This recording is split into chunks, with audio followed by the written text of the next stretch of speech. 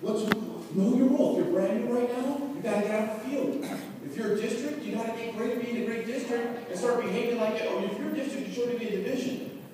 You should be thinking that way. You should compete after division numbers. Put on your meeting attendance. Know your responsibility. Just do a field training. Are you with me? Becoming a great trainer. Know your role. If you know your role, if people come in, they're going to know their role. So if you don't know your role, ask for help.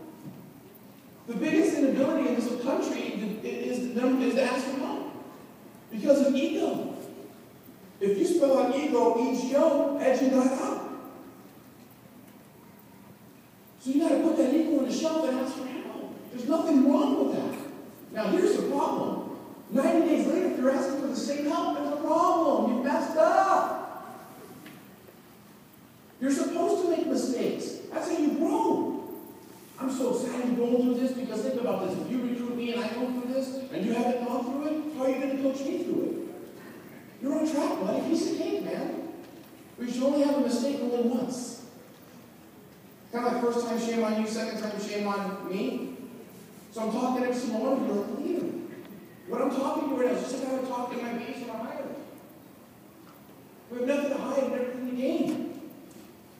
I'm going to learn from you, and you're going to learn from me. John Wooden says the best is what you learn after you know what all that matters.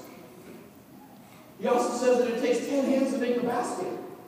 And that individual has more national NCAA championships than any other basketball coach in the history of college basketball. Think about that. Creating a haven. A place where people can't wait to get back to. A place where people don't want to leave. A sizzling environment where people are winning and changing the direction of their life. And vortex into a different atmosphere, a belief level that just rises, where it's contagious. People fight for the fun. Know why you're here. Well, I'm kind of doing it. No, it's America, not Papa America. You know why you're here. Respond when you're defining moments. Every time I'm in, it's over, it's going to happen. I'm so pumped up. So me right now, I'm so fired up in this room. You're so jacked up that by the time you get to your car, you're going to turn it on, the wheel's going to fall off. You're going to turn it on again, and you turn it off and say, F you. The windshield's going to fall off.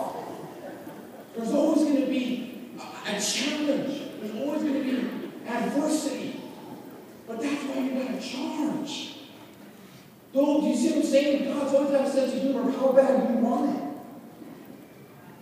You just don't go fishing and go fish, jump in a boat. It takes time. Does that make sense? Know your personal story. This is powerful. Know your personal story. I used to be a supervisor at UPS for 3.5 years. Got hired as an County Sheriff in July of 1982. And between myself and 249 cadets were employed. First to finally go together in life for our kind of system. Another human being dictated my evaluation. I ended up getting a job at W.W. Granger, an industrial wholesale warehouse. I was making $13.08 an hour, $3.91 every Friday, and just about convinced I could never do better. Employee number 4777, and I couldn't believe about this Plan A, Plan B industry. I said, no way it's true. My wife was working at a farm being trained for life insurance. I did research. We called Department of Insurance. See, know your personal story. People don't care how much you know until how much you care. As soon as you know your personal story, that's when you can take your business to another level. That's what's going to get people going from this to this. You're not another insurance agent. You're not another investment specialist. Brokers make you broke. If I don't help you, nobody's going to help you. Nobody loves it like I do. Nobody cares like I care. Are you with me? Know your personal story. You must practice that. I did over and over and over. All I cared about when I got out of the car from training Chris was what objection I get here tonight to get a check. And the better I got at sharing my personal story, it got more clear why I'm here. It got more clear why I'm taking time away from my spouse and my kids to go see this family to help them. All I care, if I can share my personal story, there's the sale. There's the hope and opportunity. All I've ever done for 19 years is share my personal story every single day. And the illusion became a reality. I didn't even realize that I was talking myself into existence. You got to start acting as if. Acting as if you got 25 people coming to meetings. Acting as if you already went full time. Acting as if you already got a $100,000 base shot. acting as if you're already a 100 grand earner, acting as if you already have 25 KTs for the week, acting as if you're training 8 to 15 at one time, acting as if you're on fire. It's very important you understand I'm not lying and don't be fake. But you got to get better at your time. John Maxwell says a boxer becomes a champion outside the ring and gets the recognition in the ring. It's what he did outside the ring, the price, making it happen, doing things you want to do, dieting, working hard, training like crazy, got the recognition in the ring. So it's what you do on your time at PDR, practice, drill, reverse, becoming not good, but great at the opportunity, fundamentally sound, what to say, how to say, what to say, no holes you can do your presentation, the proper vision while you're doing Primerica. We will have people stand up spontaneous and share the personal story as how they train. We'll have people spontaneously come up and know the 5 rules of halfway falls, spontaneous, knowing every script, knowing every close. Now there's value. Then the recruiters are going to come. Until then, you're just recruiting someone that doesn't that's following someone that doesn't and no one knows what they're doing. And you got a bunch of motivated idiots. Are you with me? But once they start doing that, it's different. You'll see. It's immediately different. Why I'm sitting in front of you. It's immediately different. Why I want you to join my business. It's immediately different. Why you become an asset in our firm. It'll immediately, spontaneously different in America than the next last office you went to. Because I'm here to show you how to increase your value in the marketplace, not because I said so, but because you're inspired. To live an inspired life takes guts. To live an inspired life takes courage. And it requires character and integrity. Because come freedom comes a lot of responsibility. The bigger the income, the bigger the problems. But it starts with a personal story.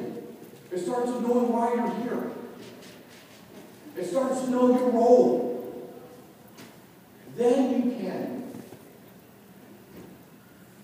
reload. Then you can incrementally beat your best last month and this month, last year. See, the talk I'm having is you got to stop trying to hang out with a clique in here. The clique that subconsciously doesn't want you to have more success than them. And start going, we, our, us. If my RVP wins, I'm that much closer to the diamond win. If my hierarchy's winning, I'm part of that. That means I'm going to be winning. When you have that kind of philosophy and that kind of thinking, it's lights out. When you have a we, our, us, it's lights out. But that takes maturity. Maturity on your watch. Is this too deep? No.